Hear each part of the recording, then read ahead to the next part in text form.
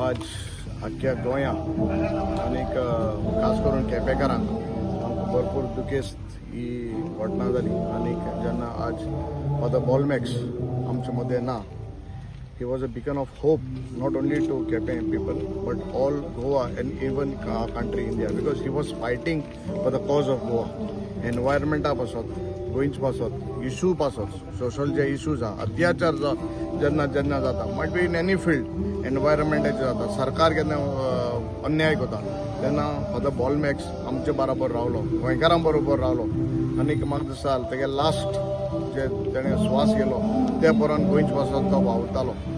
खरें दुखेस्त घडणी आनी आमी तेगे फॅमिलीक चड करून खास करून तेगे मांयक तेगेल्या भयणाक भावांक आनी तेगे फॅमिलीक भुजवण मागताय देवा कडेन आनी तेगे आत्म्याक सर्गीचें सूख मागताय आनीक मागताय जो एक काम फादर बॉलमॅक्सान म्हाका दिसता आमकां शिकयलें जे विचार फादर बॉलमॅक्साचे आशिल्ले पर्यावरणा तरफ आनीक लोकां पासत गोंयकारांचो एकवट मोग सगळ्यां मदें हो आसपास म्हणून फादर बॉलमॅक्स सदां उलयतालो की स्वता ते उलयतालो